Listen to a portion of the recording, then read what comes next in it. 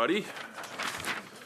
Glad to see everybody on a bright, shiny Monday morning. I would like to call this meeting to order. Welcome to meeting number 16 of the House of Commons Standing Committee on Justice and Human Rights. Pursuant to the order of reference of November 18, 2025, the committee is meeting to continue its study of Bill C-14, an act to amend the Criminal Code, the Youth Criminal Justice Act, and the National Defense Act, bail and sentencing. Today's meeting is taking place in a hybrid format. Pursuant to the standing orders, members are attending in person in the room and remotely using the Zoom application. I'd like to confirm that sound tests were made successfully. Before we continue, I would ask all in-person participants to consult the guidelines written on the cards on the table.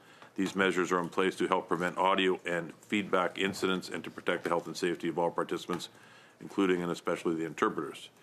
You will also notice a QR code on the card which links to a short awareness video. I'd like to take a few moments for the benefit of witnesses and members. Please wait until I recognize you by name before speaking. For those participating by video conference, click on the microphone icon to activate your mic, and please mute yourself when you are not speaking. For those on Zoom, at the bottom of your screen, you can select the appropriate channel for interpretation, either Floor, English, or French. For those in the room, you can use the earpiece and select the desired channel. Reminder that all comments should be addressed through the chair. For members on Zoom, if you wish to speak, please raise your hand. For members on Zoom, please use the raise hand function. The clerk and I will manage the speaking order as best we can. We appreciate your patience. And this morning, we have two panels of witnesses. In the first hour, I would like to welcome our witnesses. We have from the Association of Manitoba Municipalities here in person, Catherine Valentino, the president. Thank you for being here.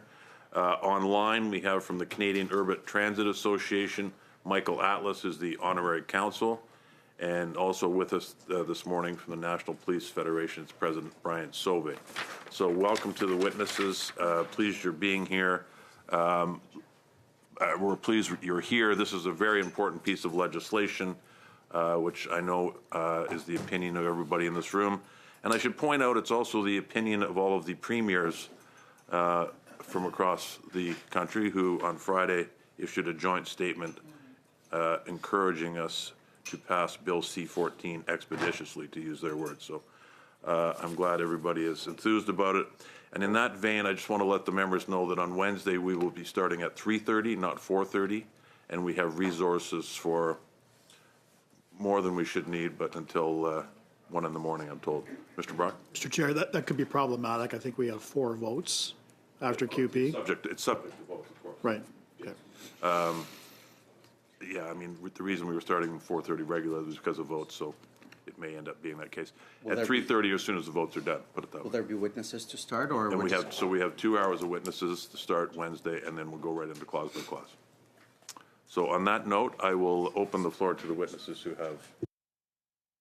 who have 5 minutes each for their opening statement, up to 5 minutes each for their opening statements. So I'll just start on my left, Mr. Sauvé. Good morning, Chair and members of the committee. My name is Brian Sauvé. I'm a sergeant with the RCMP, but also president of the National Police Federation, the union representing nearly 20,000 members of the RCMP across Canada and internationally.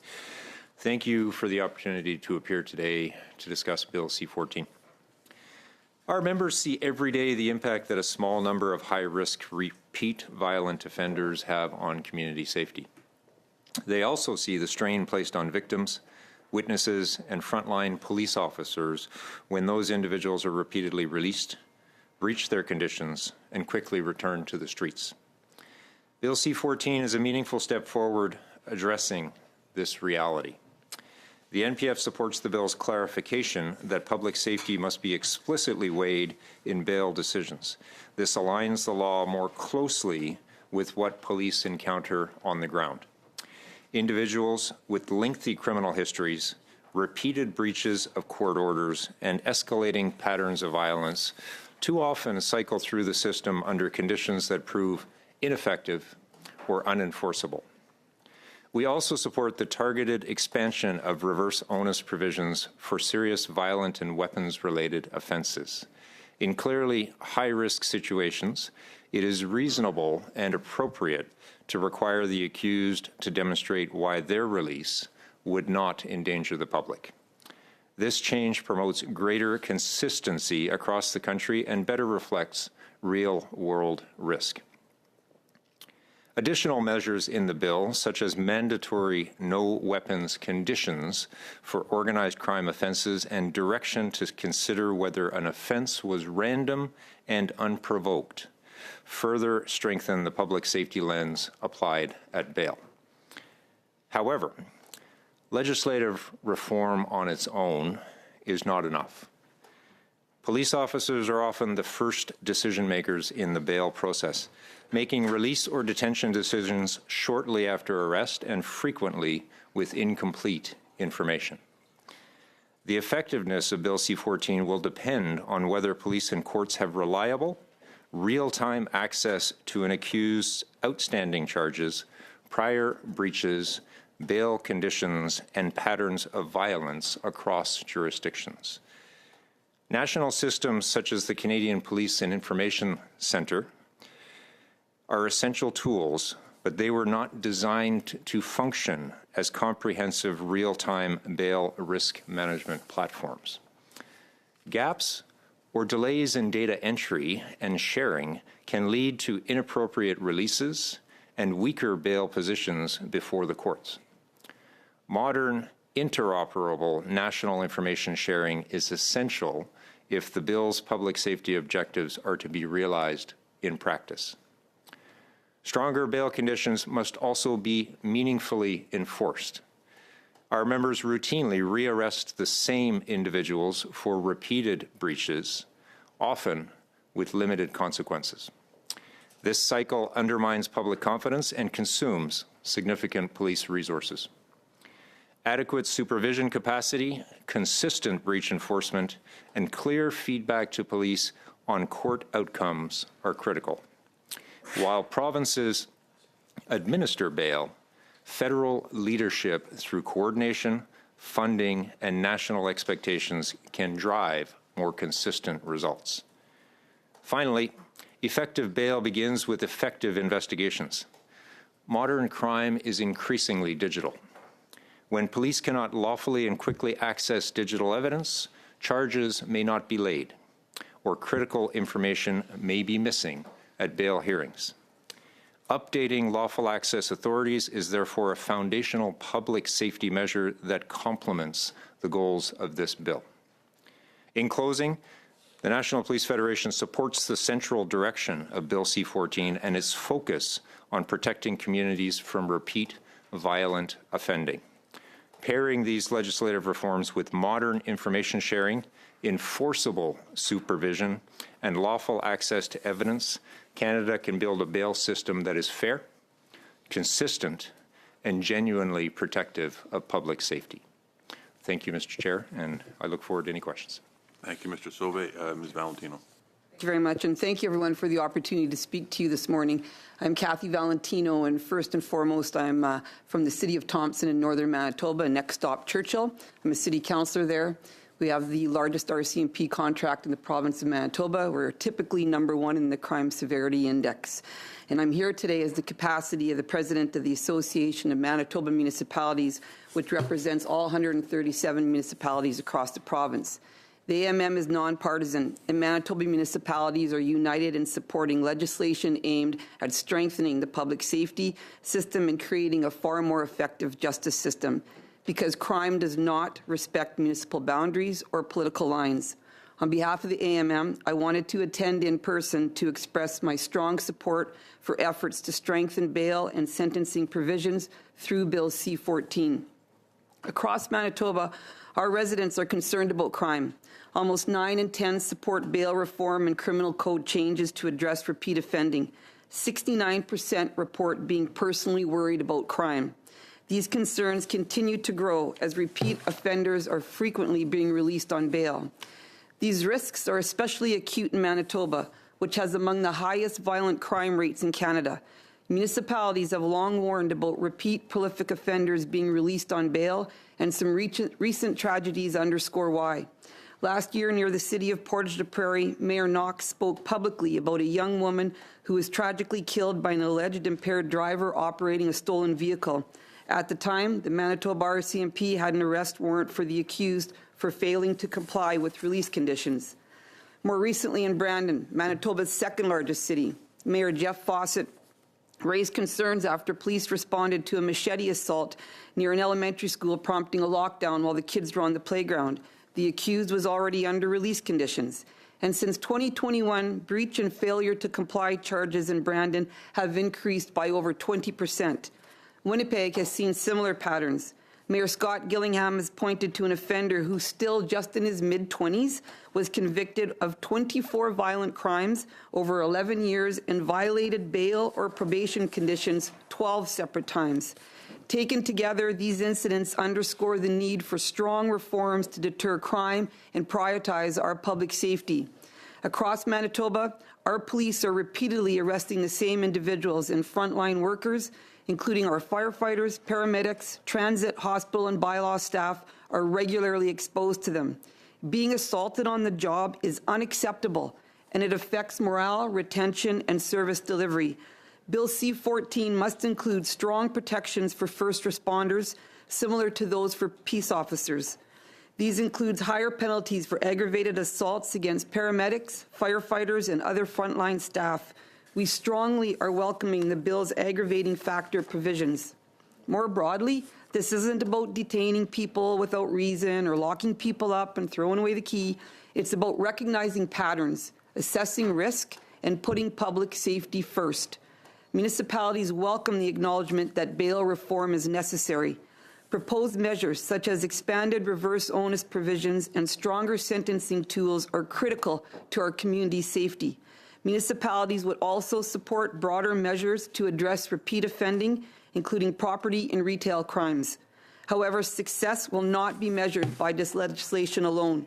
The effectiveness of Bill C-14 depends on sustained coordinating resourcing across the justice and public safety system, in partnership with all orders of government, including adequate police visibility, including addressing Manitoba's RCMP vacancy rate, the highest in Canada, support for our first responders to focus on core duties, a court system capacity, including hiring sufficient Crown prosecutors to prevent backlogs and delays, and investments in mental health, addictions, and social supports to address these root causes of crime.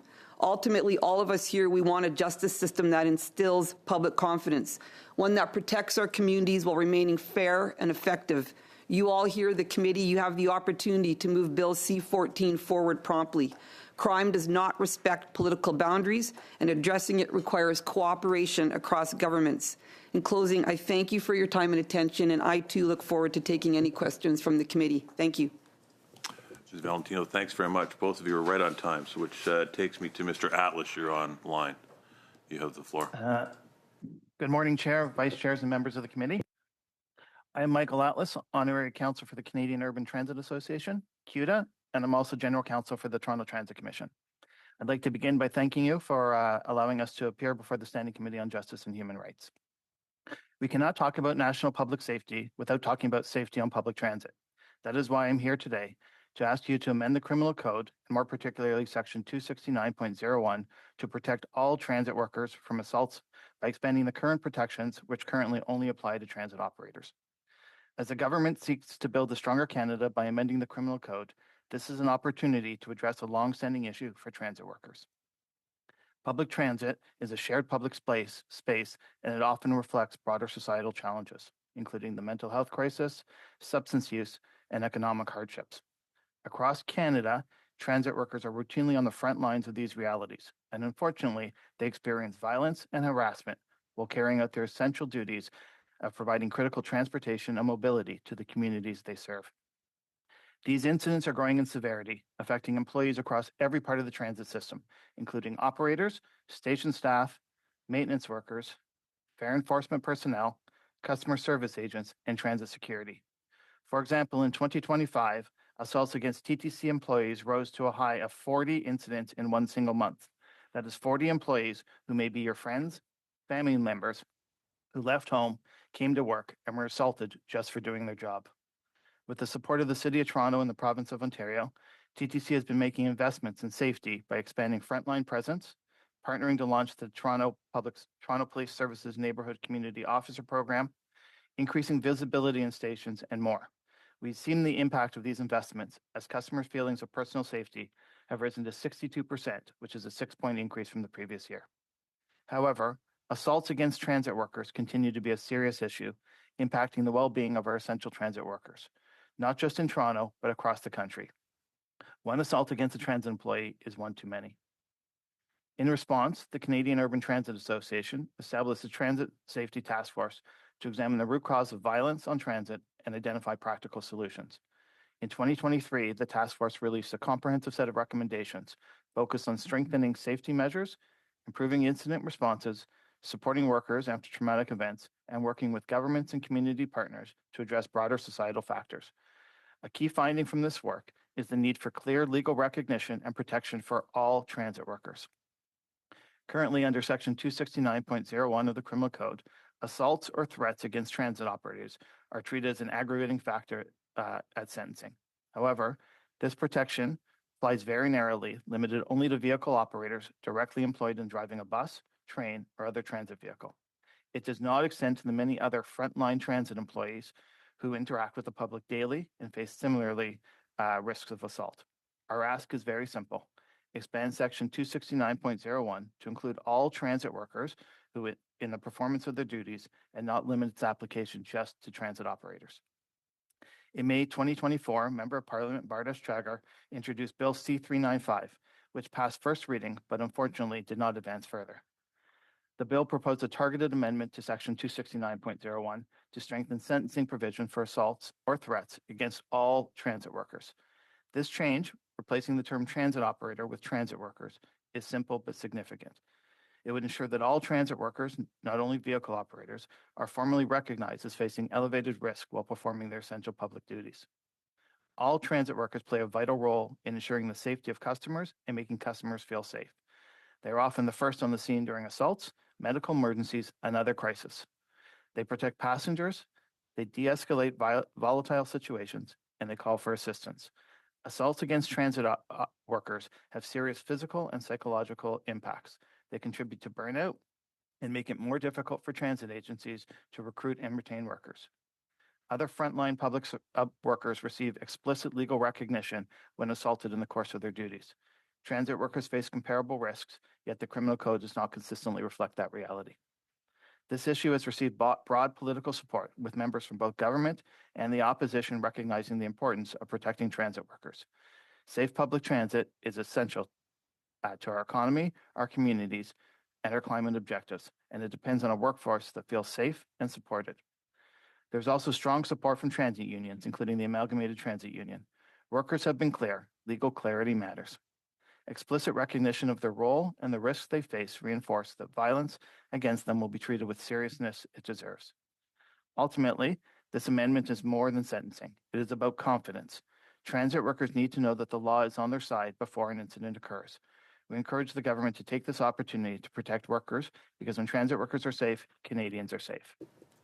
In closing, an amendment to Bill C-14 that would extend Section 269.01 protections to all transit workers would be practical and a measured step towards improving transit worker safety. It reflects the lived experience of workers across Canada and would strengthen public transit systems nationwide. Thank you, and again, I would be pleased to take any questions. Thank you, Mr. Atlas. Okay, we'll go to start with the 6-minute round, beginning with Mr. Brock.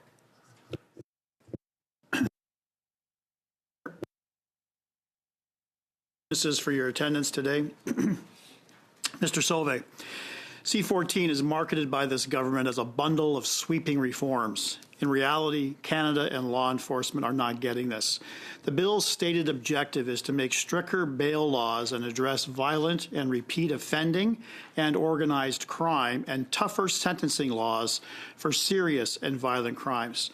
This must be a deja vu moment for you, Mr. Sauvé. As you recall, this was the exact messaging we heard from Justin Trudeau and David Lametti, our former Justice Minister, on the passage of Bill C-48.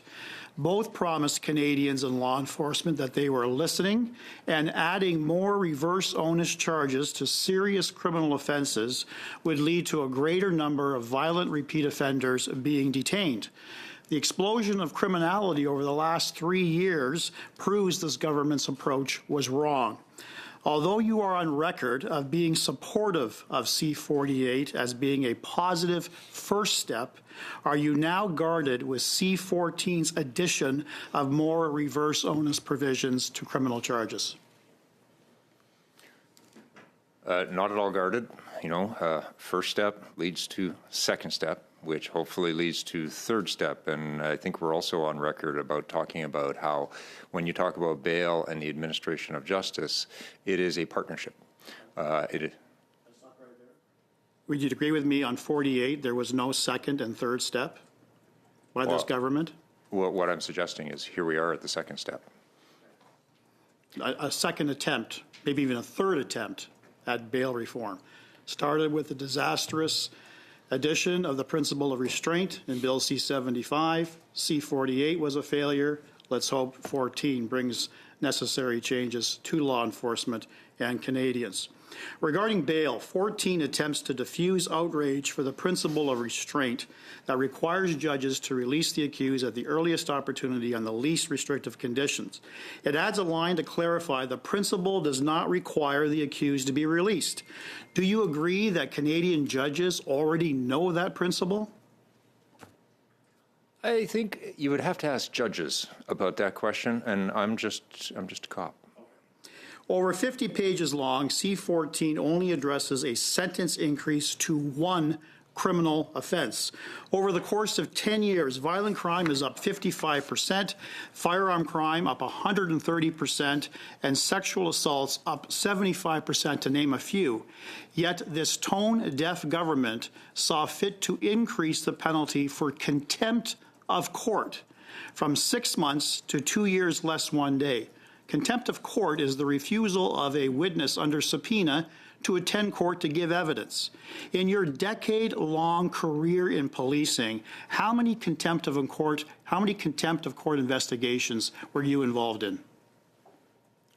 Personally, Yes. I haven't been involved in a contempt of court. Yep. Zero. And I've got almost 20 years of crowning in the Ontario criminal justice system, and I had 0 prosecutions. Extortion is one of the fastest growing crimes in Canada and is spreading fear across this country. The data is clear. Since the Liberals took office, extortion has surged by more than 330% nationwide. In BC alone, extortion is up 582%. In Surrey, their mayor is asking this government to declare a national state of emergency. That city is under siege. Its citizens are terrified, yet 14 only mentions extortion once, that extortion convictions are to be served consecutively to arson arising from the same event. Do you think this government should have introduced mandatory minimum penalties to this rising crime? I think from my experience, from what I've seen in my 20 or so years in policing, mandatory minimums haven't worked. Then to increase the significant penalty for extortion that's currently in the code would be a proper step instead of contempt of court?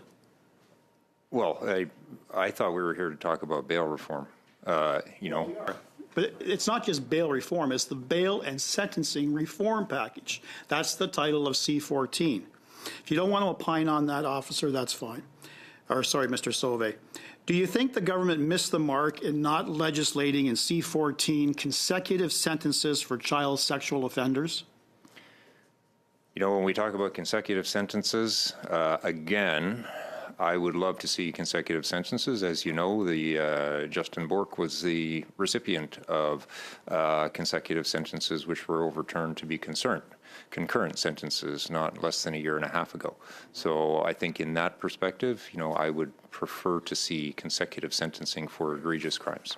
Do you think the government missed the mark in not legislating in C-14 any pushback against the Supreme Court of Canada's odious ruling that consecutive periods of parole ineligibility constitute cruel and unusual treatment for those convicted of a number of first-degree convictions? Parole eligibility and ineligibility, I think, is a broad topic, and we're actually on record about talking about mandatory parole and the Conditional Sentencing Release Act and how that should be looked at and modified, and perhaps Canadians would feel safer if they knew that offenders, especially violent offenders, were mandated to spend their entire sentence behind bars versus being eligible in 66% of the time. Thank you, Mr. Sauvé. Thank you, Mr. Brown. Ms. Latanzio. Thank you, Mr. Chair, and thank you to the witnesses for taking the time to be with us this morning and helping us do our work on this very important piece of legislation. My first questions will be directed to you, Ms. Valentino. You've spoken in support of targeted and workable reforms. From a municipal perspective, how important is it that Parliament focus on measures like clearer direction and bail direction and expansive reverse onus for repeat violent offenders rather than the broad changes that may sound tough but don't deliver on the ground? Manitoba municipalities in particular, that's very important because we want the strength to the reverse onus to happen because we're seeing more and more that it's the repeat offenders that are continually getting out quicker and creating crime in our communities. So I think that that's important for Manitoba municipalities, that that's a part of the bill that's looked at, absolutely. And you have to work in partnership with the provincial government also to ensure that it works downwards to the municipalities through the province also. We've got that loud and clear that it's a collaborative work between federal, provincial, and municipal governance. Some critics argue that C-14 does not go far enough. Based on your experience representing local governments, how do you respond to the claims that this legislation is limited to make a real difference in our communities across the country? Bill C-14 is far more than what we have now, so it will definitely make a difference in our communities in Manitoba. Okay. Municipal leaders such as yourself are responsible for community safety but do not control criminal law. So how does Bill C-14 help give municipalities greater confidence that repeat and violent offenders will be dealt with more effectively by the justice system? Because we feel that it will free up our RCMP so that they'll have more boots on the ground and a presence in our communities and start to do more proactive policing, working in partnership with municipalities with some of the programming that municipalities are paying for and doing, as such as community safety officers and programs. So it will definitely make a difference in our municipalities for sure. And in your opinion, how does Bill C-14 strike the right balance between strengthening accountability for serious offenses and ensuring that decisions remain fair, practical, and legally sound? I'm not in the justice system, so I can't say how that would work parallel, but I know for municipalities, we feel that Bill C-14 is in the right direction moving forward, and the data and what comes of it we will see, and the difference in crime in our streets we'll be able to see how it's working.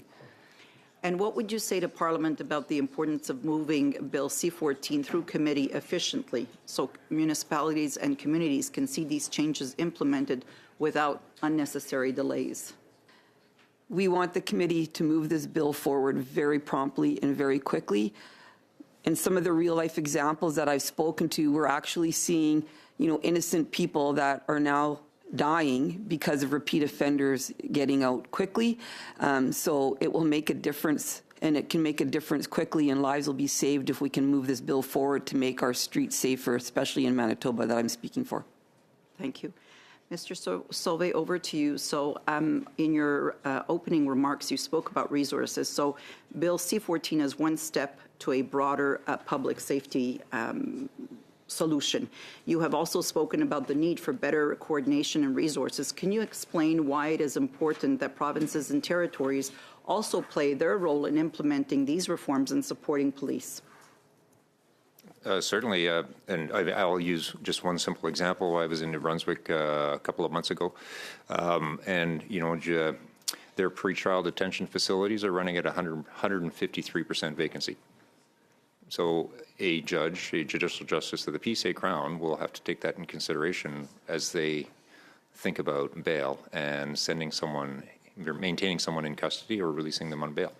Not enough places to put offenders pre-trial.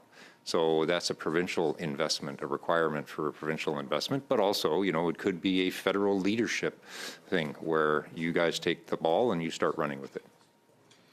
You have identified the need for better data sharing and monitoring of accused on release. In this context, how important are the bail and sentencing changes that we see now in Bill C-14 to improve outcomes for both victims and frontline officers when coupled with these supports or these suggested supports? Well, we're not at the information sharing stage yet, right? So there's some form of real-time cross-jurisdictional, and as my fellow witness here mentioned, crime does not respect municipal or provincial boundaries, and having court systems that don't talk to each other between Manitoba and Alberta, where a police officer in Calgary or a police officer in Winnipeg cannot see what court provisions or what court enforcements or what bail provisions have been stayed or are still outstanding, that has an impact on crimes that are committed in cross-jurisdictional areas. And finally, to you, Mr. Sauvé, finally, what would you say to this committee about the urgency of moving Bill C-14 forward so that police services can begin using these updated tools immediately and communities can see improved safety without unnecessary delays? Short answer, please. I think it's urgent that you get it done. Thank you. Thank you. Mr. Fortin. Thank you, Chair. Mr. Sauvé, Ms. Valentino, welcome to our committee. Thank you for being with us. Mr. Sauvé, my colleague, Ms. Latanzio, asked you a number of questions, and I heard I was going to ask you those, so I've gained a bit of time, but I'll go a bit further on those. As a police officer, I think that the members of your federation must understandably be frustrated seeing the same offenders being arrested for similar crimes. And we need to fight against repeat offending. I think C-14 is a step in the right direction. Can we do any better? We always can. But I do think it is a good step in the right direction. In an ideal world, we wouldn't put everyone into prison. There would be no one in prison. In an ideal world, when someone commits a crime, we succeed in rehabilitating that person, make them understand what should be done. So do you agree with me in saying that the final objective should be that people who have committed offensive should not repeat offend? I would suspect that the answer is yes. And if that is your answer, I would ask you, what are the most urgent measures that need to be put in place to rehabilitate these individuals committing offenses? Thank you for the question. That's a good question. I'll answer both in English and French. The Canadian legal system, the Canadian justice system, is built on the foundational principle of rehabilitation, not incarceration. So with that being said, where are we failing in that system? So, for example, post-sentence in custody, whether it be provincial or federal custody, are we actually investing in rehabilitation of those offenders? Are we preparing them for a productive life once on parole or once completed their sentence? That I haven't seen. We haven't seen investments within for, a vocational training program, housing assistance program on post-sentence release or on probation post-sentence. So can we do better there for those who are incarcerated? Yes.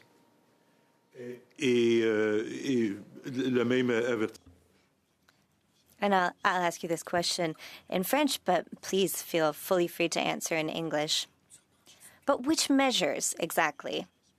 Because when people are incarcerated after receiving a sentence, unless I'm mistaken, I think there is a program that's triggered to work with reintegrating them into society, to help them learn job training, etc. But when they're in pretrial custody, the way I understand it is that there is no rehabilitation program. And also, I see that these people are very numerous, and they are in pretrial custody for a long lengths of time. I think that another witness told us that there were 75% of people held in provincial prisons have never been convicted of a crime. It is all pre-trial detainees. So I would ask you, doesn't that speak to a problem in our justice system? So what can we do specifically? You are working with these individuals day in and day out. So they have a trial and they're convicted, and then after a few months or years, they reoffend. I'm sure you have much more expertise than I in this domain. So what should we do with these people? How should we act to prevent reoffending? Non, c'est intéressant. That's interesting. And I really think that is a question for a lawyer. But I will give my opinion. Awaiting conviction. Est-ce qu'on a le droit de te mettre dans un centre de formation pour une vocation? Convicted, le juge il peut donner des... The judge can intervene to trigger job training, etc. So I really do think this is a question for a lawyer, if it is possible to do that before a conviction. Right, so that's my perspective on that, but I don't know if I'm right. Je vous remercie. Thank you. That is an excellent point. That issue can be complicated. So if they're acquitted, of course, there's no problem. It means that they would not have committed the crime, or at least in theory, they would not have committed the crime they were accused of. But if they are convicted, they will have to fulfill a sentence. And there are other problems involved in calculating the length of that sentence, and we could come back to that. But anyway, they're convicted, and they have carried out part of their sentence before and then after the conviction. So if they have 2 years of sentence to serve, shouldn't there be a rehabilitation process put in place? And if so, do you have any idea regarding that? You were a police officer and you've worked with these individuals. So in your opinion, is there something that should be done for that? Well, there are provinces and territories currently that are considering doing mandatory treatments to put them into mandatory treatment. So that is a rule and a budget that is under provincial jurisdiction. It's a decision for provincial and territorial governments. But if the federal government could intervene, that would always be good. Thank you, Mr. Fortin. We'll move into the second round for 5 minutes each. Mr. Lawton, starting with you. Thank you very much, witnesses. And Mr. Sauvé, it's good to have you back again. People may recall you testified as a witness before our study on bail, which the Conservative team initiated, understanding the urgency of this issue. And I'm very grateful not just to have you and your other fellow witnesses here today, but also that our Liberal colleagues have allowed us to finally get to work on reforms that you and other police have been calling for across the country for many years now. I want to return to C-48. Because you were, and the federation you represent, were very, very optimistic on C-48. But when you testified earlier before this committee in September, one of my Liberal colleagues had asked you how C-48 had improved the safety of victims and the safety of officers on the front line, and you said, quote, "I don't think they have." So we have had false starts before.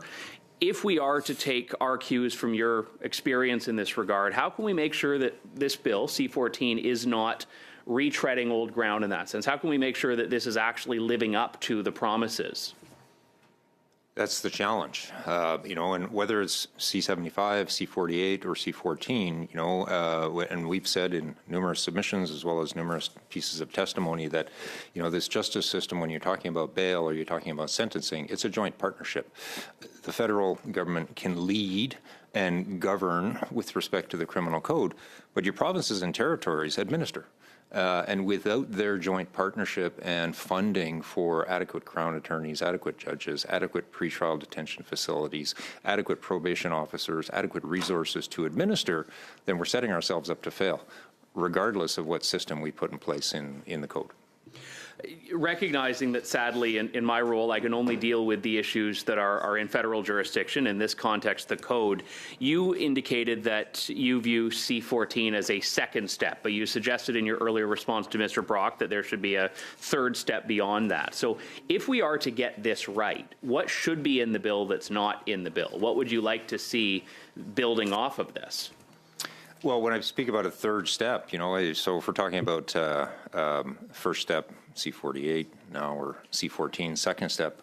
If you recall I think it was in November when we were studying the bill, right, one of the recommendations or one of the pieces that we put forward is, can the federal government be a leader in consistent training for judicial justices of the peace, or consistent training in application of C-14 or C-48 or reverse onus provisions, so that you have consistency across the board in provincial court systems.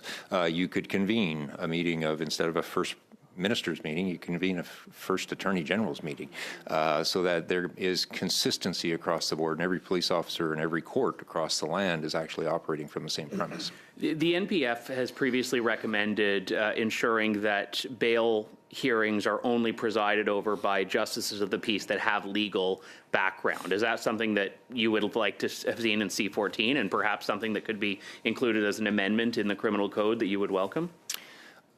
I think that's something that would be welcome. Whether it can be done and whether it would withstand scrutiny is the other question. But I think, consistency, whether it's JJPs or only judges or only JJPs, or whether they are folks who are consistently trained to the same standard across all jurisdictions, would be a welcome.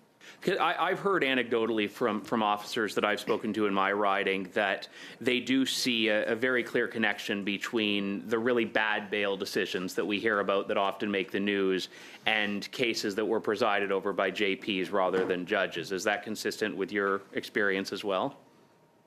But it's also who's arguing the case on behalf of the Crown. So, for example, as a police officer, in some cases, I was arguing the case and writing the case for the primary, the secondary, and the tertiary grounds. So, in that case, let's have some consistency across the board. Should it be police officers in some cases that are acting on behalf of the Crown, or do we need more resources so we have consistent arguments that are going forward to consistently trained JJPs or judges at hearings? In the Conservatives' Jail Not Bail Act, which we had hoped to receive collaboration on from the Liberals, we had urged, listening to concerns that have been raised by police, the removal of the ability for people who are themselves convicted of serious offenses vouching for people as sureties. Is that something that you would support including? Again, it's an interesting topic to explore. I don't know whether it would withstand scrutiny. But would you support it if it did? I'd have to look a little bit more into that one. Yeah. Thank you. Thanks, Mr. Lawton. Okay, over to Mr. Chang for 5 minutes. So my first question would be directed to Mr. Sauvé. From your perspective, where do you believe Bill C-14's bail reforms address the real gaps, and how do they align with what police have been asking for? Well, to start, I think the clarity around reverse onus provisions and placing a lot of reverse onus on those accused of more serious and perhaps random and unprovoked attacks to actually declare why they are worthy of bail. That's a start. And then you have some challenges, or not challenges, but good pieces, again, to start with when you're talking about organized crime and mandatory firearms bans and mandatory those. So the challenge is going to be, from a law enforcement perspective, is when someone does achieve a reverse onus provision and is released on bail on their own recognizance or some form, and a police officer finds them violating it, what happens then? And are we going to end up in the same situation we have today, where courts or crowns are not taking breaches of bail provisions as seriously as other offenses? So, is it your second strike? Is it your third strike when we are going to deny you bail? So those are all good starts, but, the devil's in the details and the proof's in the pudding. Okay. Thank you. And you have stressed the importance of ensuring courts have the tools to keep repeat and violent offenders off the street. How do you see Bill C-14 strengthening public safety and community confidence in bail decisions compared to the current framework or current system? Well, as just mentioned, right, you are expanding and strengthening the opportunity for reverse onus provisions. And when you talk about repeat violent offenders, that's who it's going to impact.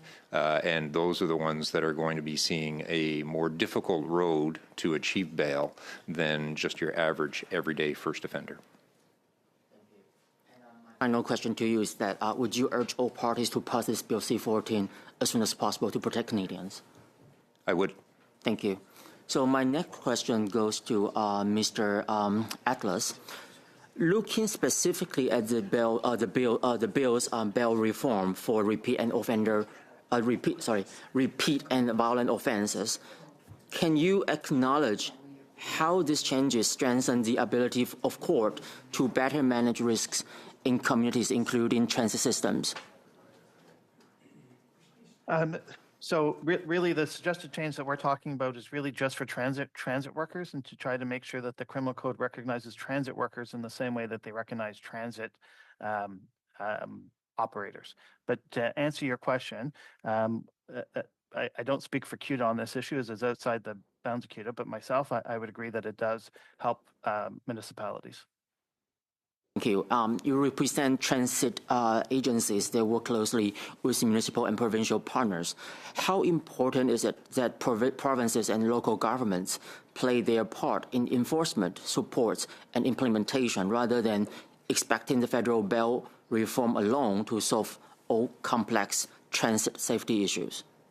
So it's critical. This is about a multidisciplinary approach. So it takes everyone to assist in ensuring that you have a safe public transit system, all levels of government and enforcement, as well as criminal code amendments.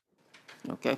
And my final question to you is that would you agree that moving forward with targeted workable reforms like those in Bill C-14 is preferable to delaying actions in pursuit of broader changes that may sound tougher but risk not delivering real improvement for transit workers? I would. You urge all parties to pass this Bill C-14 as soon as possible? Yes. Thank you. And my final question goes to Ms. Valentino. So municipalities are often on the front line when it comes to impact of repeat and violent crime. Can you explain why the Association of Manitoba Municipalities publicly welcomed Bill C-14 and why this bill and sentencing reforms matter for community safety? Thanks for the question. So we're hearing first and foremost from residents on our Manitoba municipalities, and AMM researched a survey, and it was clear that 9 out of 10 of our public is feeling unsafe. So we support this wholeheartedly because we see these repeat offenders repeatedly doing the crime in our communities. And as stated before, our RCMP and our frontline workers are all being subject to these repeat offenders. And if we can not have them, if there are stronger conditions for them, if they're a repeat offender to not get out, then we'll be able to have more resources, boots on the ground with our RCMP to keep our municipalities safer, because the feeling right now is that our streets are unsafe because of the repeat offenders. Thank you very much. Okay, so we have about 7 minutes left, so I'm going to give Mr. Fortin his 2.5 minutes, and then I'm going to give Mr. Barber and Ms. Dillon 3 minutes each. Merci, Monsieur le Président. Thank you, Chair. Mr. Sauvé, in your witness testimony earlier, you talked about how important it is to have enough information for police officers in their work. As far as you know, do statistics or numbers currently exist on repeat offending for people who are released on bail versus people who were convicted and then served a sentence? Yes and no. It depends. For example, if you're in the city of Montreal and we're talking about someone who is a repeat offender, you have all the information locally. But if you change a jurisdiction, it can become problematic between Quebec and Ontario or between different provinces. So it's a problem of exchanging information. So it would be important to have a program in place that would make it possible to transfer this information. Yes, absolutely. Thank you. Ms. Valentino. I don't want to blame you in any way, so please don't take it that way. But municipalities in Manitoba, Quebec, and everywhere equally are faced with these cases of violence and repeat offending. I was chatting with Mr. Sauvé about it earlier, about the importance of constructive and effective rehabilitation for offenders.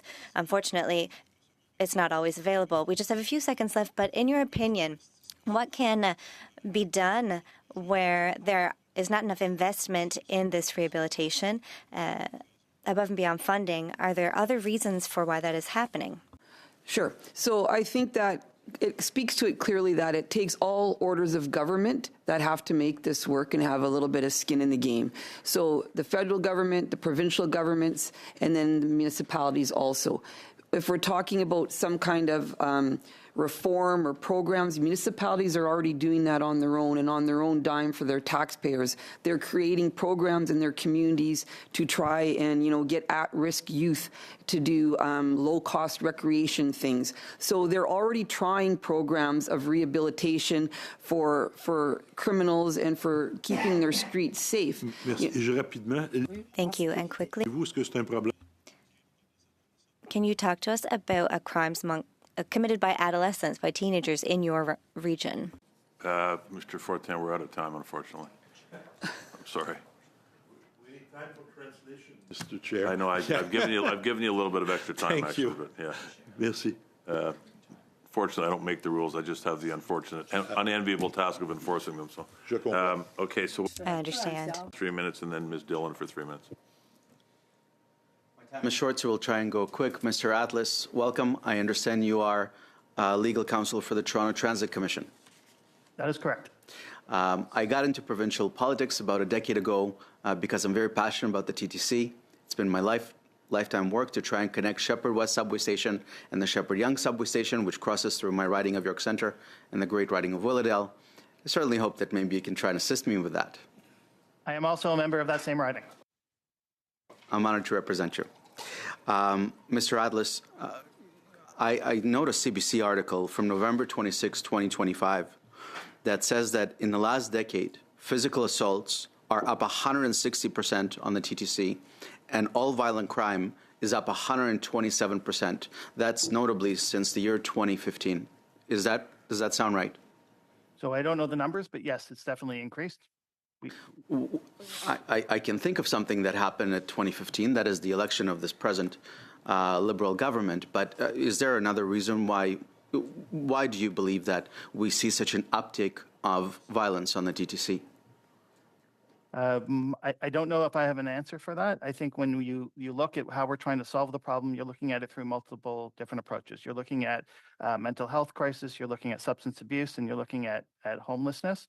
And so the way, at least from a TTC standpoint, is we're looking at all of those disciplines, and I don't know if there's one reason over another of why you've seen it.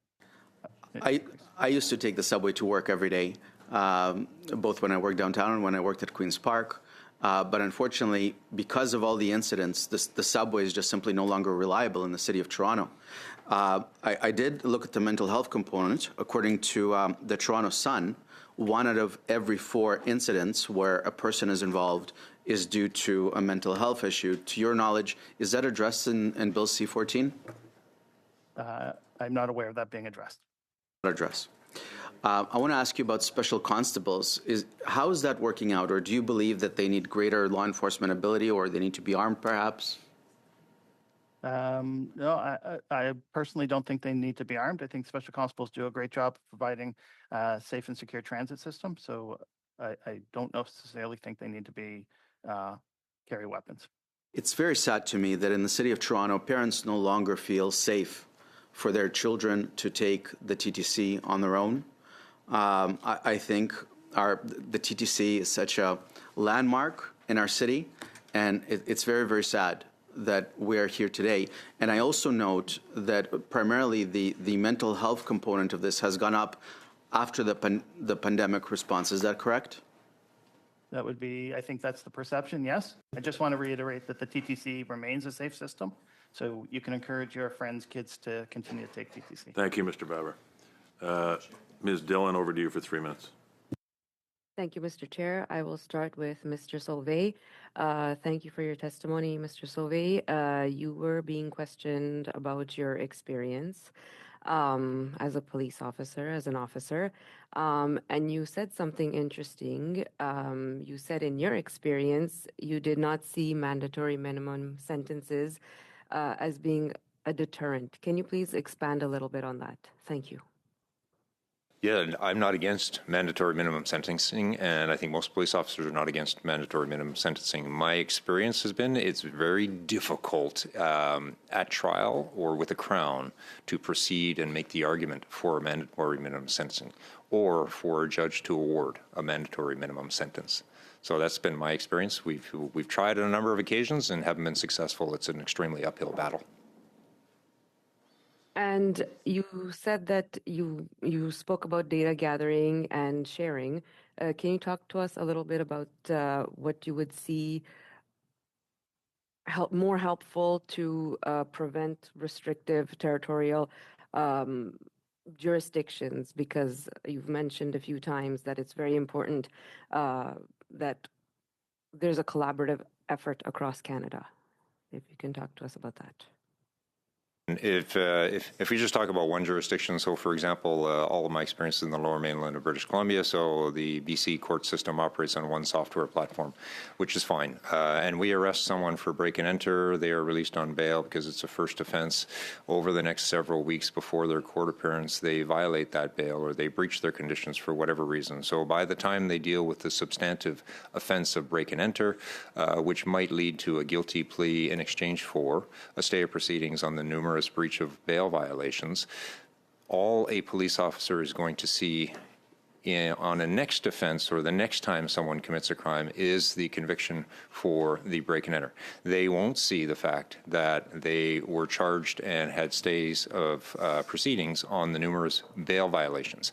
And it gets even more compounded if you change jurisdictions or if you change provinces. So a Crown Counsel in Lethbridge, Alberta may appreciate knowing that someone who's been arrested for break and enter has a conviction for break and enter, but also has 17 stayed charges for bail violations in a different jurisdiction or a different province. That might change their argument on bail, and it might change a JJP's decision-making process on granting bail. Perfect. And as we've seen, reverse onus is also something that is going to be expanded when it comes to there's intimate partner violence and, for example, auto theft, violent auto theft. You would like to see, I'm sure, this bill quickly passed for these reasons. I would. Let's get step 2 over with and move on to step 3 and get all jurisdictions working together. Thank you, Ms. Dillon. We're going to have to stop there. I just want to say thank you to all 3 of the witnesses, not only for being here today, but for your service. We're all incredibly grateful. And I will take issue with only one thing that was said and that was Mr. Sauvé. You said, I'm just a cop. You're not just a cop, sir. You're a police officer, and we all owe you a debt of gratitude, as with all of your colleagues. So thank you all for being here. We'll suspend for a moment. We'll get the next panel ready.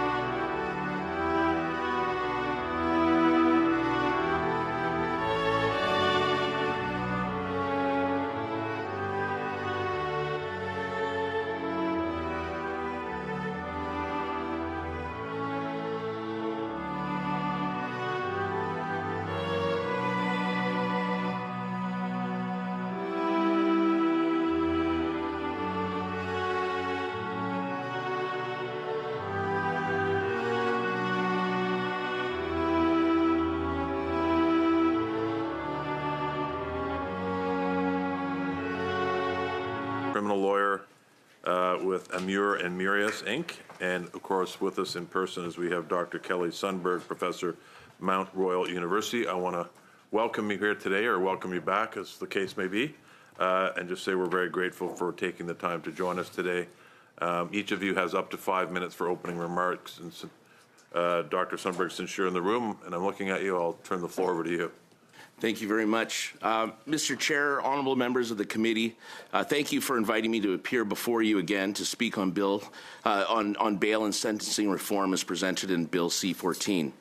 By way of a brief context, I'm a professor of criminology at Mount Royal University.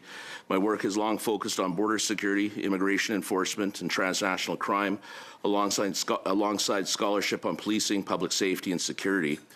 Prior to academia, I served for over 15 years in federal border security and immigration enforcement, including in advisory roles with the federal government. To begin, I want to be clear, I support this Bill C-14. In my assessment, it is measured, legally cautious, and respectful of judicial independence while responding to the public's real concerns about repeat and violent offending and the credibility of our bail decision-making. Canadians expect Parliament to ensure that people accused of serious violence, organized crime, and repeat offending are carefully managed by the courts, balancing an accused's charter rights with the rights that Canadians have to live free from fear, intimidation, and victimization. I also want to acknowledge the testimony from this past October, British Columbia Regional Chief Terry Teague of the Assembly of First Nations. He reminded us that bail and sentencing reform must not deepen inequalities or shift new burdens onto Indigenous communities that already experience disproportionate harm. A credible public safety agenda must include sustained support for Indigenous communities and Indigenous-led and informed solutions. I'm here to speak on I want to focus on one discrete issue that can be addressed in a narrow and defensible way. Canada is one of the most immigration-dependent societies in the world. We have a large foreign-born population, and at any given time, a very large temporary resident population, students, workers, and visitors living in our communities across our country. Recent federal reporting has placed the temporary resident population at roughly 3 million people. When even a small fraction of foreign nationals are implicated in serious offending, terrorism-related activities, organized crime, extortion violence, trafficking, or exploitation, the harms are real, and the public expects a meaningful response at the earliest justice system decision point. In my belief, it's bail. And there is a human point to this. Many newcomers and first-generation Canadians come to Canada to escape violence, intimidation, corruption, and organized crime. When those same threats follow them into Canada, it undermines confidence in both our justice system and our immigration system. My recommendation is simple. Align bail law with Parliament's seriousness structure in the Immigration and Refugee Protection Act. Specifically, I propose a narrowly tailored reverse onus provision so that when a foreign national is arrested and charged in a manner that, if convicted, would render them inadmissible under IRPA's security and terrorism, human or international rights violation, serious criminality or organized criminal provisions, the onus shifts, and they must show cause why they should be released. Why does this matter at bail? First, attendance in court, conditional status, and conviction-linked inadmissibility consequences can materially affect flight risk, compliance, and enforceability. Second, public safety. These are Parliament's highest concern categories of misconduct by non-citizens temporarily in our country. Third, public confidence. Where Parliament has determined that certain conduct is fundamentally incompatible with remaining in Canada, Canadians reasonably expect bail decision-making to reflect that seriousness, while remaining fully compliant with fairness and due process. To be crystal clear, this is not automatic detention. It is a narrow show-cause mechanism that preserves full judicial discretion and requires the court to apply the discipline analysis under Section 515, sub 10 of the Criminal Code, with the onus structure appropriately for a small yet high-risk category. When even a small fraction of foreign nationals are implicated in serious offenses, terrorist-related activity, organized crime, extortion, violence, trafficking, or exploitation. I've already read that part. Sorry, Mr. Chair. I'll close. In closing, Bill C-14 is a strong and necessary step forward. I also believe the committee has an opportunity to strengthen it without overreaching by adding one carefully drafted reverse onus provision for foreign nationals in the IRPA Section 34 to 37 inadmissibility bans.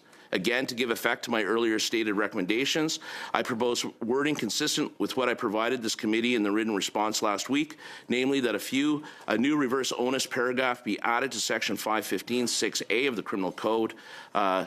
When applied, the accused is a foreign national, as defined under subsection 2.1 of the Immigration and Refugee Protection Act, and is charged with an offence such that, if convicted, the accused would be inadmissible to Canada under Section 34, 35, 36, or 37 of the Act. The reverse onus should apply. Thank you, and I welcome your questions. Sorry for the stumble on my... It happens. It happens. If you hadn't have done it, I would have done it, or somebody else. Don't apologize. Mr. Murias, over to you, sir, for up to 5 minutes. Oui, bonjour à tous. Je vais m'exprimer en français. Good day, everyone. I'll be speaking in French. Thank you for the opportunity to speak before the committee. I will be focusing entirely on the part regarding teenage offenders, so the Youth Criminal Justice Act. That is my area of expertise, and I will be focusing on that. So I will not be speaking to other provisions under the Criminal Code.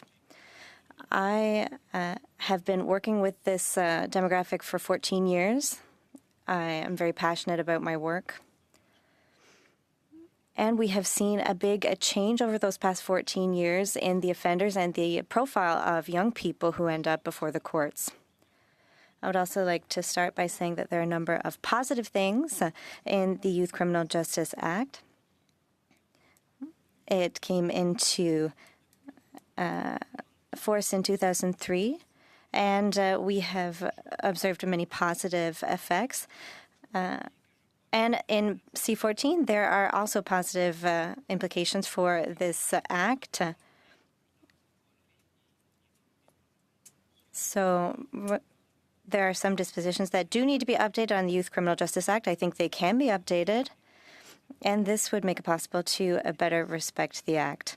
You know, one of the aspects of the Youth Criminal Justice Act is that it is one of the best ways to protect the public. It is in Section 3. It is rehabilitating young offenders. This was decided by the Supreme Court in 2007 regarding Section 7. So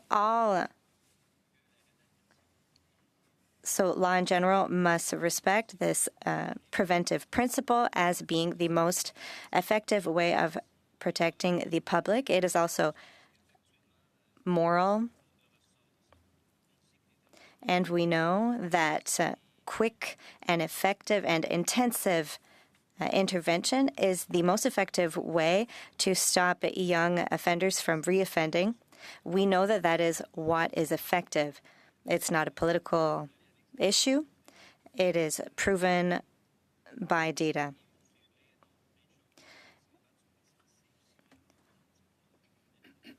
So science and data can be used to prove this as well. At this time, we are seeing a change in the profile of young offenders, as I mentioned. There has been an increase in the severity of offenses. We are seeing the numbers increasing.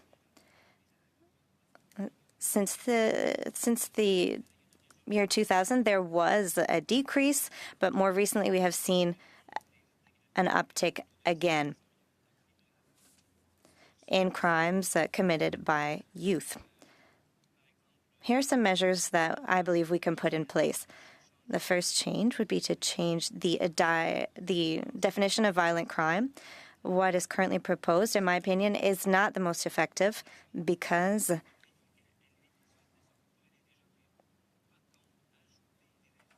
it would be necessary to add something regarding firearms. I think that would be appropriate. There's also a list of measures 91, 92, 97, 98, 99.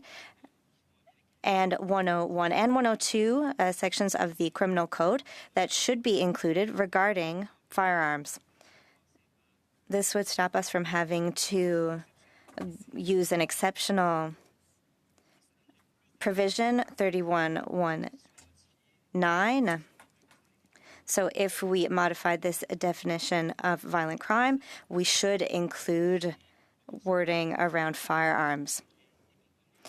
This is something that is necessary, especially given the reality we are observing in urban centers.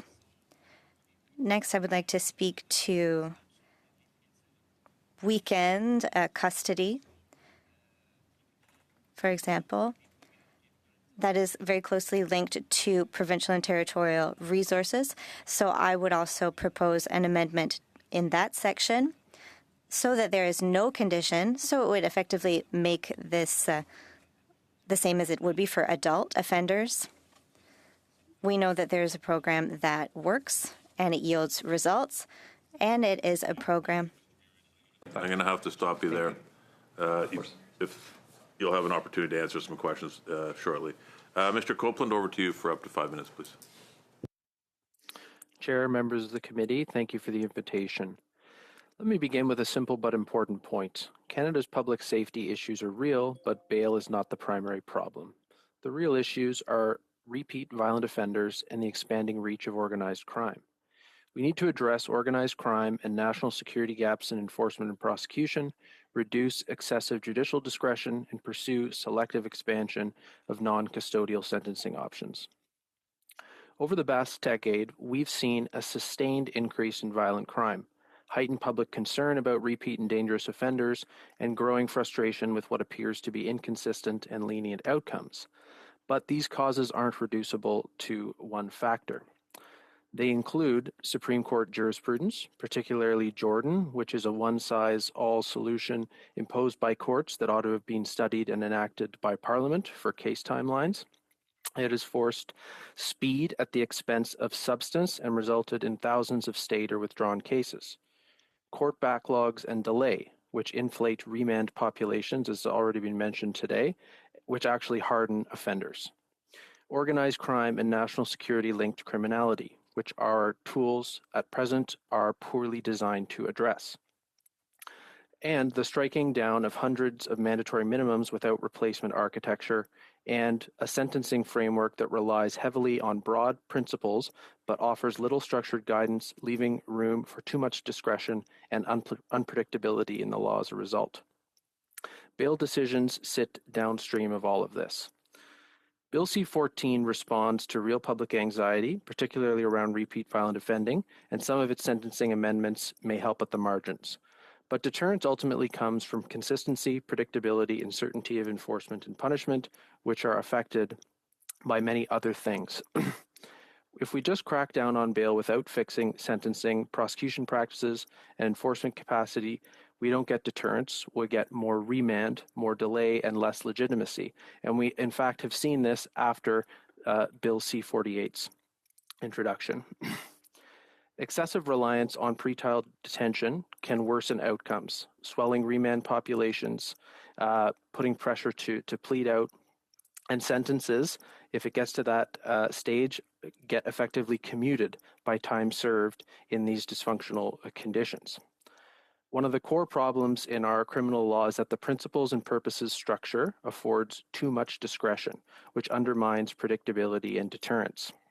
It's governed by broad objectives and principles in Section 718 and balancing exercises between these principles that produce variation across courts.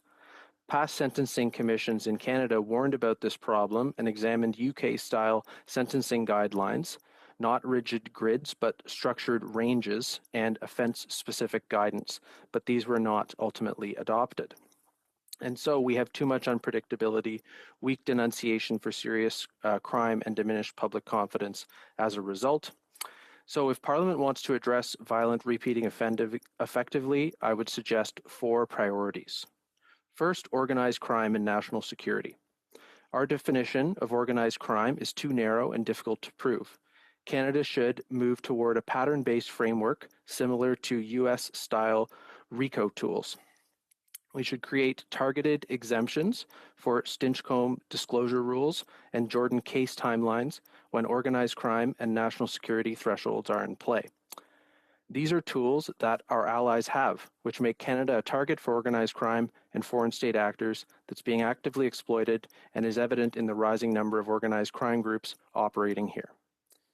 Second, we need to reduce excess discretion in sentencing dangerous offenders.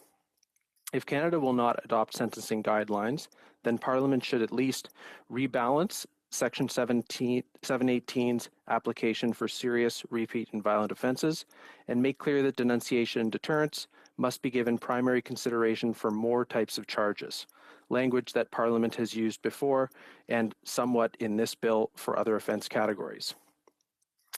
Third, prosecution policy matters. Hybrid offences enable Crown discretion, and they're found throughout the criminal code. That could be maintained but tightened by working with the provinces to amend both the federal and provincial Crown prosecution manuals to establish a default presumption of indictment for serious, repeat, and violent offences. Fourth, expand serious non-custodial sentencing options. Canada lacks robust long-term non-custodial options that sit between probation and prison. Well-designed in-community sentences I'm going to have to ask you to are wrap less up quickly, expensive, Mr. Copeland. Yeah. support rehabilitation and reintegration, and can be highly restrictive and deterrent when properly supervised. Thank you very much. Okay, so we'll go to the first 6-minute round, starting with Mr. Bauer. Thank you, Mr. Copeland. Welcome. I read your recent article in the National Post, targeted mandatory minimums required to counter activist judges. You write, quote, a combination of mandatory minimums and stronger sentences for severe crimes and high-risk offenders are justified. Is that correct? Yeah, I did write that. I think it's one tool in the toolkit as they remove judicial discretion. And that is one of the issues that is resulting, I think, in a too lenient prosecution system. I'm not sure if you had a chance to really study the bill that is presently before the committee. It's called amending the criminal code, in brackets, bail and sentencing. But there really isn't much sentencing being amended by this bill specifically. While some schemes of the criminal code are being changed with respect to sentencing, the only adjustment in terms of penalty appears when it comes to contempt of justice. That is the only time sentencing is addressed in Bill C-14, which Conservatives find remarkable in how deficient this bill is. Are you disappointed that we haven't seen much sentencing reform in Bill C-14, Mr. Copeland?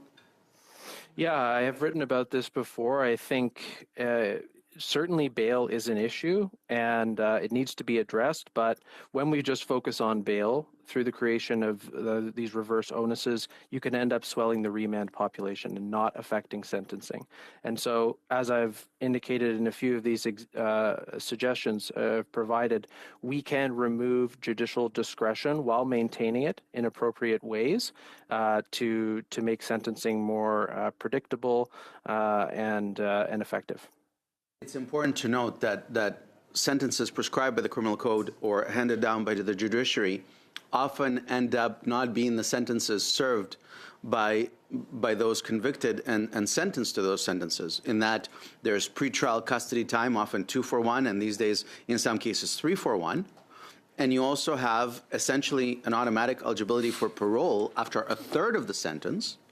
So I got to tell you, I'm quite disappointed that it appears as if the government missed an opportunity here on sentencing. Yeah, I would agree. I think that the bill should be amended, and the government's shown some willingness to do this with the border security bill, where they took out lawful access, but they're studying that further and they're going to move forward with it.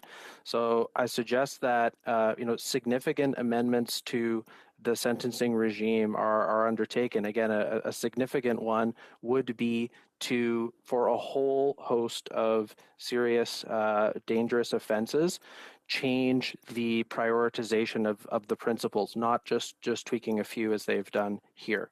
Write a lot about mandatory minimum sentences. No doubt you followed the Supreme Court in Centerville couple of months ago striking down a mandatory minimum sentence in a case involving access and distribution of child pornography.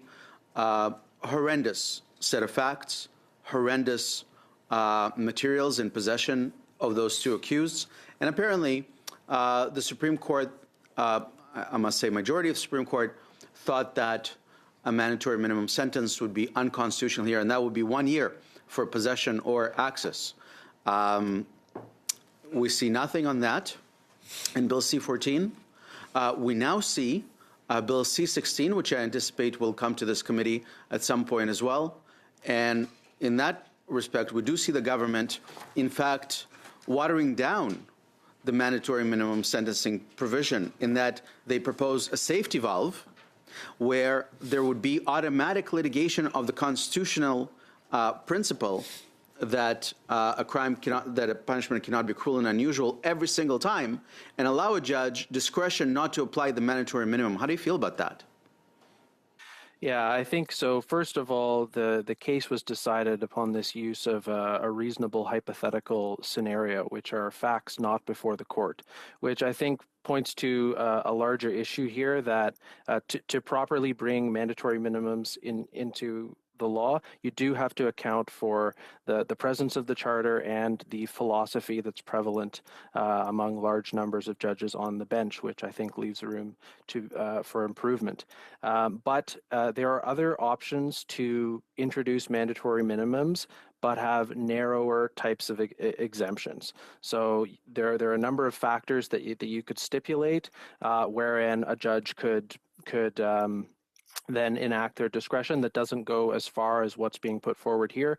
In fact, many other jurisdictions have these in place. So I would like to see mandatory minimums of that nature, but with narrow exemptions. Mr. Copeland, if I may, very quickly, I want to go to Mr. Somberg. I see your proposal for reverse onus in cases folks to whom the Immigration and Refugee Protection Act applies. But can we talk about sentencing? If you're convicted of a serious crime, we now see situations where judges prescribe more lenient sentences so as not to affect the immigration status of a particular accused. I find that preposterous. I would like to do the opposite and look potentially to revoke a temporary stay by a convicted criminal who is not a resident of Canada. And in fact, that's all your time, Mr. That is Babber. what Michelle Rempel is proposing in Bill C-220. That's all your time. I'll give you time just for a quick answer. Very quickly, I think that the proposals that have been discussed are important. What my effort is to align the spirit, if you will, of IRPA, the Immigration and Refugee Protection Act, where Parliament has made, in my view, some good decisions on what is inadmissible for certain classes of individuals that are not Canadian citizens.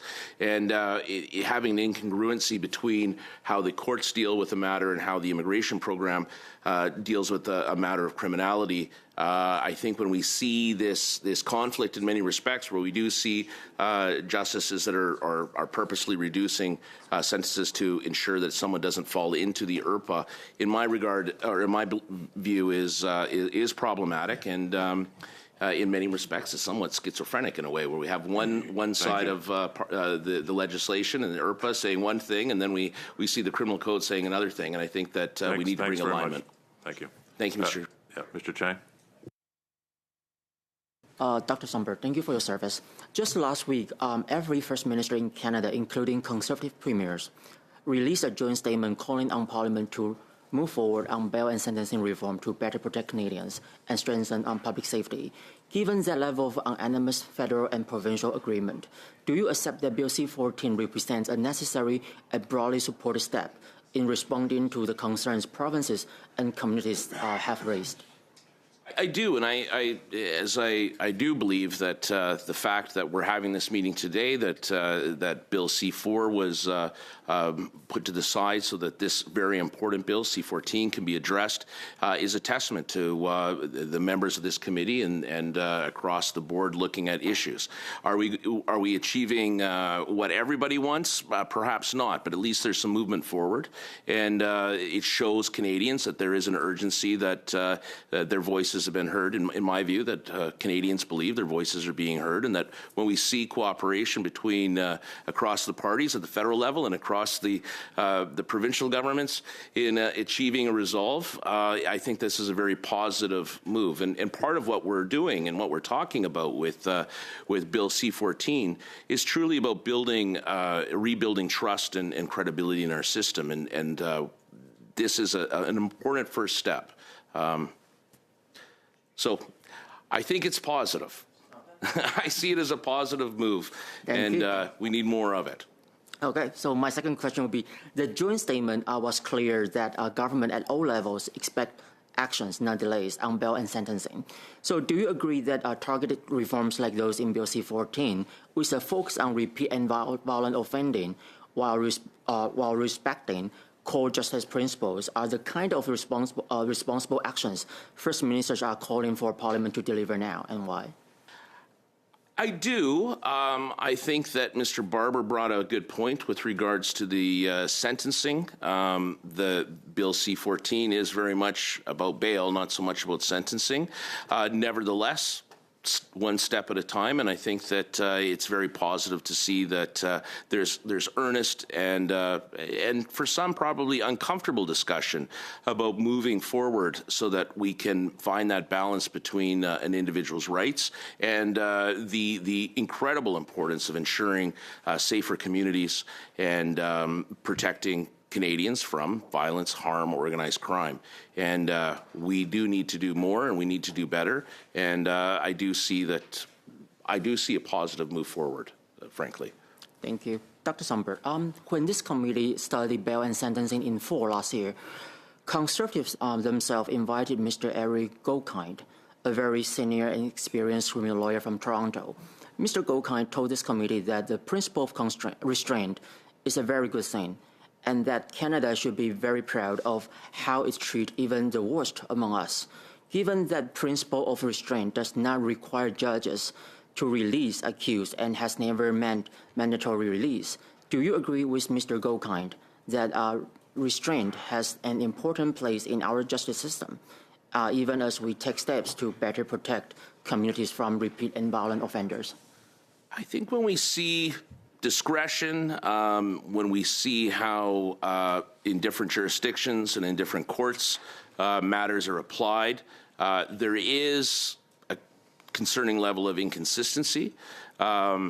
Nevertheless, I think the fact that this bill is tabled and being seriously considered by all indicates that everyone recognizes that we do have to do better.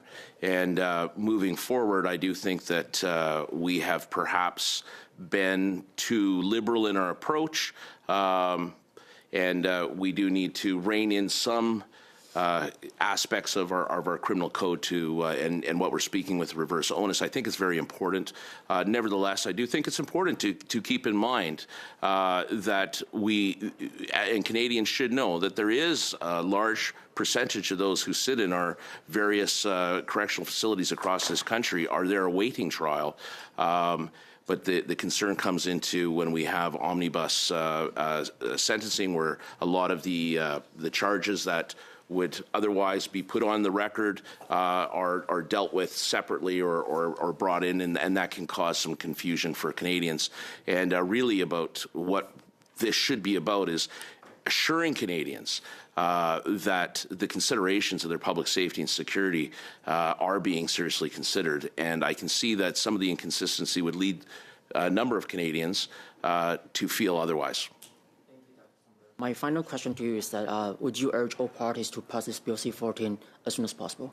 Yes, absolutely. I would, and I'm glad to see that it seems that there is a shared urgency to get this forward, and I think that's commendable, and I thank you as a Canadian for, as a voter, I'm glad that that's happening. Thank you very much. Do I still have time? You've got 25 seconds. Well, that's fine. Yeah. Okay, Mr. Fortin, over to you. Merci, Monsieur le Président. Thank you, Mr. Chair. Mr. Sundberg, thank you for being with us. Thank you, Mr. Copland and Mr. Murias also for being with us. Mr. Murias, in your opening remarks at the end, you quickly were speaking. I didn't understand all of it. Which program exactly were you referring to that should be included in the law instead of being under provincial jurisdiction? I know you were talking about weekend custody and that sort of thing. Could you be more specific, please? Of course. Thank you for the question. Yes. Do you know what is called continuous custody, which means that weekends are also included in custody? This is common for adult offenders. It's under the criminal code, and it's appropriate for a type of offender that has the specific profile. For youth offenders, it exists under Section 42M of the Act, except there is a provision that says that it's necessary for provincial directors to approve it.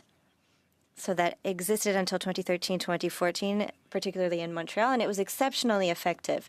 You took a youth who was at the beginning of their problems with justice, but it was a serious offense in that case, and the sentencing, the custody rather, happened with other offenders. And there were specialized units where there was custody just on the weekends. I can tell you that if you deprive a young person of their weekend, it's very effective. It is costly. You need to have educators who are involved in this program. And we saw in the several years following a decrease in criminality, and then those resources were cut. And then, of course, after the budget was cut, the offending upticked again. So this was an intensive rehabilitation program which should have been reactivated. It was not reactivated. So as soon as it started working, the funds were cut, but we need the funding again. So I think that it clearly shows how important this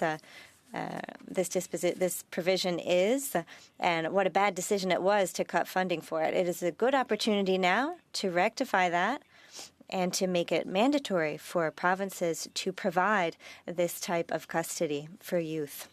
That's what I was referring to. Thank you, Mr. Murias. You also discussed an opportunity that we should probably seize to redefine violent crime to include crimes committed using a firearm. Could you tell us more about what the effects of that would be, and why should we include firearms? To increase the sentence or to decrease it? Could you please elaborate? We have to understand that the Youth Criminal Justice Act operates on the principle under Section 39. So under Section 39, you have crimes with violence. Strangely, so a slap in the face, which is a very simple crime, does not necessarily automatically lead to a certain type of sentencing if there is a weapon involved. And it is negative for us to have to go through an exceptional clause. So I have provided a list of examples, and I think they are the most relevant ones. Excuse me, Mr. Murias. I understand, but we just don't have very much time. I want to make sure I'm understanding. What would the effect be if we were to add with a weapon in the definition of violent crime? What would happen? Would the sentences be more severe? What would be the effect?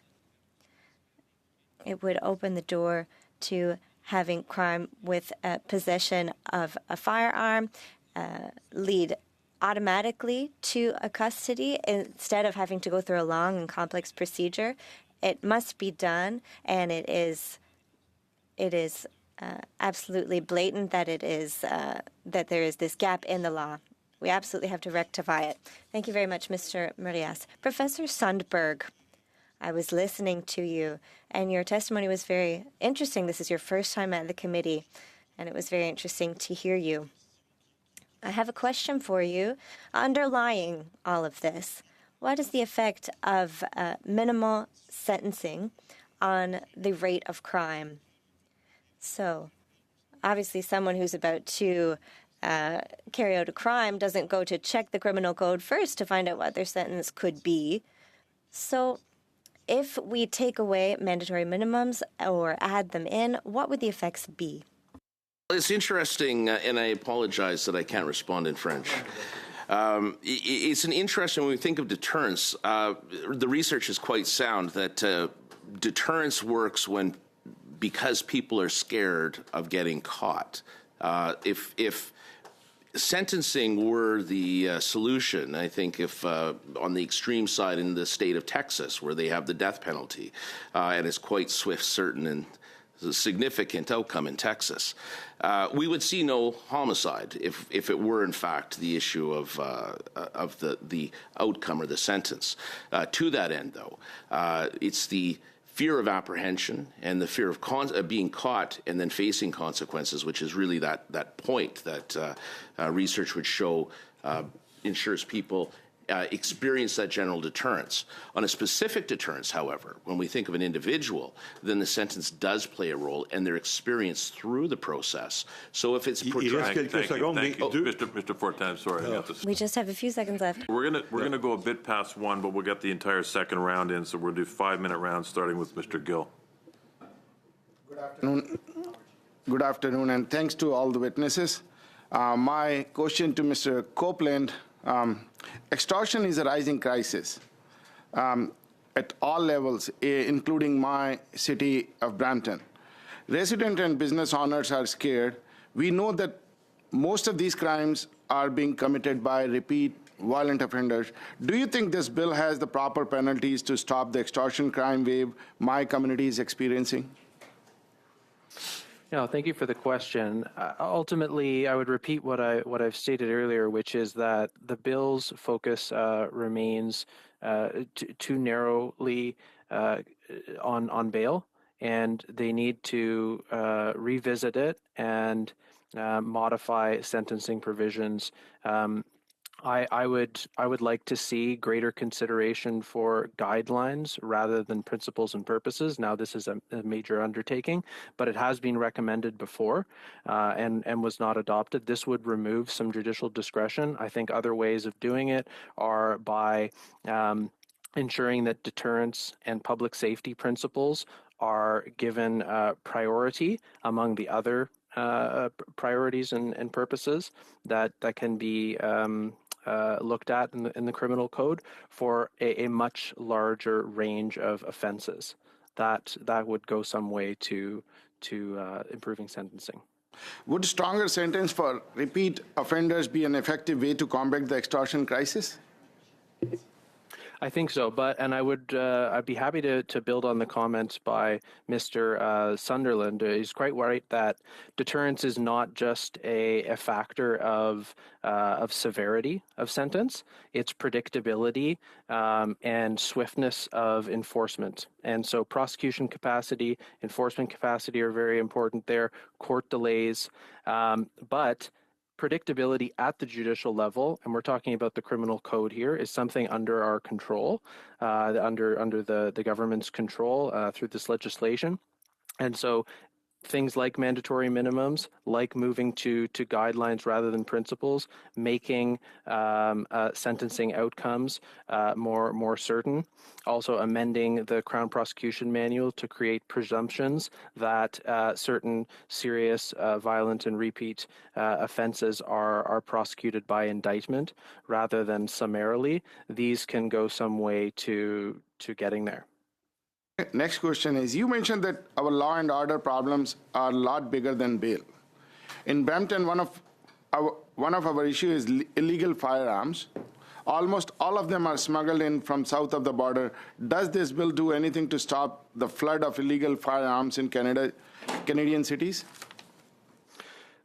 No, not to my knowledge. And, the government is focused on a buyback of legal firearms, which is not, addressing the border security issue there. And they do have a border security bill with many admirable components, but ultimately our organized crime and foreign state actor risks are significant because we have many gaps in our law at present that make Canada a target for organized crime groups and foreign state actors like Russia, China, Iran, and proxies.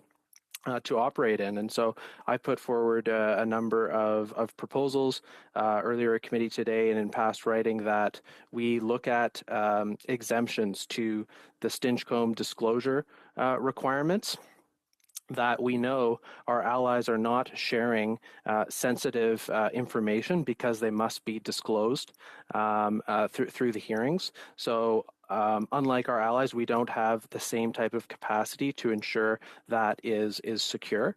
And also case timelines. The Jordan principle has required that has set a range that is just not adequate for the complex, cross-border cases that involve a lot of intelligence and is resulting in a number of stays and withdrawals that we don't want to see. Thank you. Conservatives have proposed Bill C-242, the Jail Not Bail Act, which includes a measure that would prevent convicted criminal from being a surety to another person. C-14 would not. I know that you have written about organized crime being one of the biggest problems in Canada. Should fellow gang members be allowed to advocate for the pretrial release of their associates? Yeah, this does seem like an appropriate measure. I do think scrutiny is warranted to the extent that you don't want to. I'm going to have to ask you to wrap up, Mr. Copeland, because we're very tight for time. So thank you. Okay. Yeah, it does seem like a proposal that should be studied further and possibly included. Mr. Housefather for 5 minutes. Thank you. Thank you very much. I just wanted to, premièrement, merci tous les témoins. First of all, thank you to all witnesses. Thank you, Mr. Muria, Mr. Copeland, and Mr. Sundberg. I just wanted to start off from the principle that, again, this was a bill about bail reform, generally. It's called the Bail Reform and Sentencing, but it is a bill that is primarily about bail reform. It is a bill that happened after varied consultations with the provinces, with police, with a number of groups across the country. And we are at a point right now at this committee where we are looking at this bill and deciding on what amendments to put forward for Wednesday when we're going to be doing clause by clause in the bill. So it's wonderful to have a wide-ranging discussion on issues with respect to wide-ranging issues within the justice system. But I would remind the witnesses and my colleagues that they are beyond the scope of this bill. The bill cannot be amended to go beyond the scope of what the House of Commons passed already at second reading when it referred it to the committee. And so these discussions don't bear fruit if you're suggesting wide-ranging things that have nothing to do with what is actually in the bill. So Dr. Sundberg, can I start with you? Because first of all, let me say how impressed I was by your testimony, because like you, I'm a pragmatist and I'm concrete, right? This is a concrete bill, and we can only put forward what is the scope of the bill.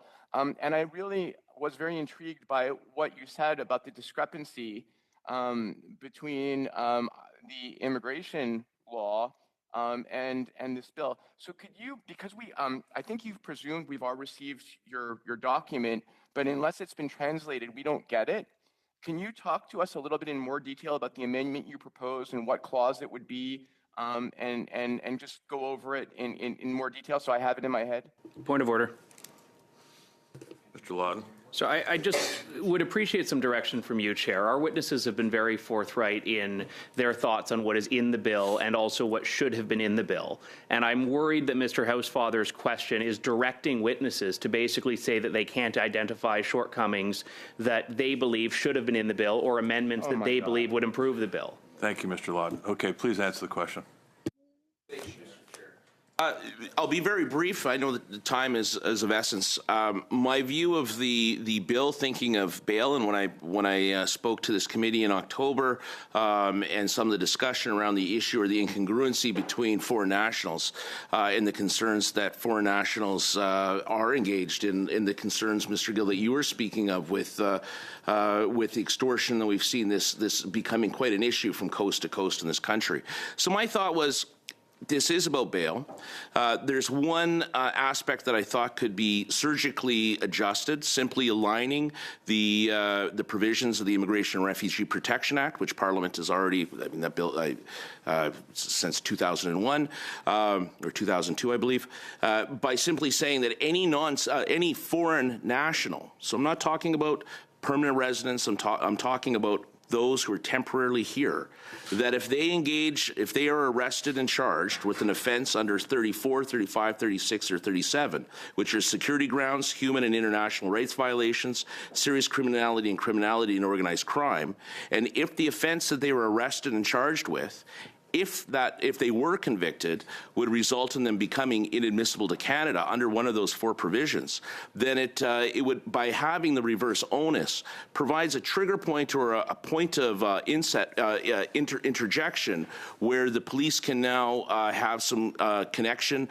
with the Canada Border Services Agency and with the Immigration Authority to ensure that we, in essence, are understanding that we have roughly 3 million foreign nationals in our country at a given time. If we think that only 0.5% of that 300 million or 3 million, that's 15,000 people. So if they're involved and we talk about the organized crime, we talk about how some of our system has been gamed because for 15 years we haven't had the rigor that I would like to see in our immigration program. Nevertheless, we do have laws that allow that to exist. If this one simple addition to this bill, specifically addressing foreign nationals, that eliminates one of the issues in my view. There's a lot of issues at play, and I was focusing on one fairly narrow aspect, but I do think it will have a specific impact when we think of issues of terrorism, when we think of the extortion that's occurring, when we think of the exploitation.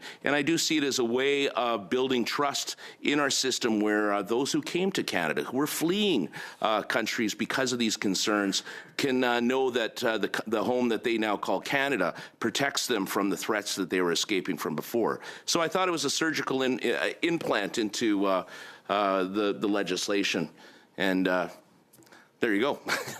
Thank you. No, that's. Do I have any time left, Mr. Chair? You have about 10 seconds. You have about 10 seconds. I think it was a very helpful answer and a very helpful suggestion. Thank you very much. Mr. Fortin for 2.5 minutes. Merci, Monsieur le Président. Thank you, Chair. I'll be quick. Mr. Sundberg. Earlier, Mr. Murias was telling us in his opening statements that recently the Supreme Court of Canada decided that the best way to deal with crime is through rehabilitation. I would like to hear you on that.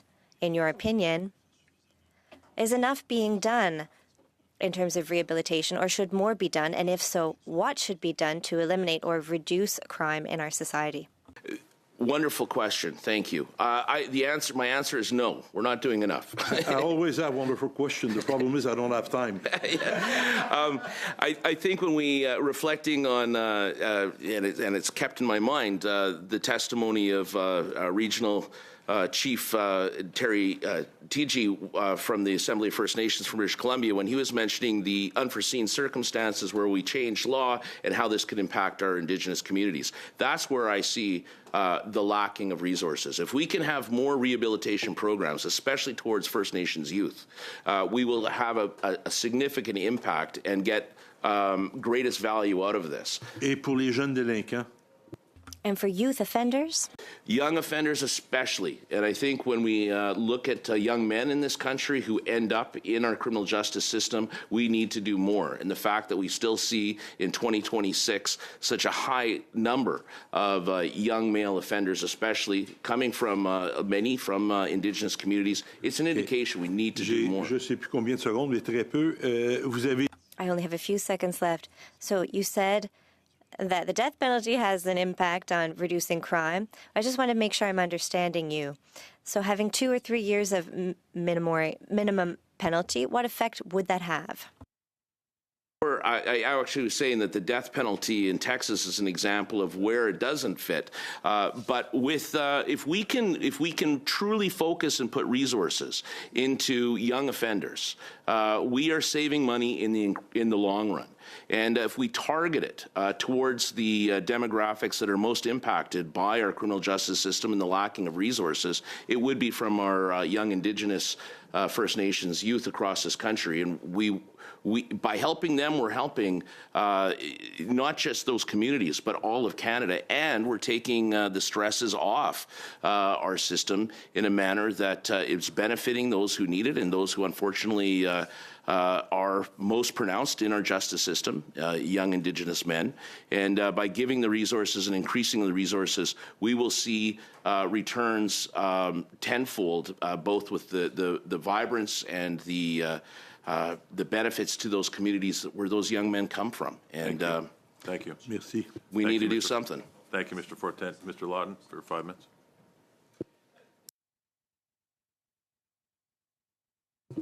Start with you, Dr. Sundberg. I appreciated your comments about how grateful you were that the Liberals had agreed to set aside the very divisive Bill C-9 so that we could finally focus on bail reform. My Conservative colleagues and I had tried to do that dozens of times in the fall, and I'm grateful last week our Liberal friends finally agreed. So I'm glad to be here.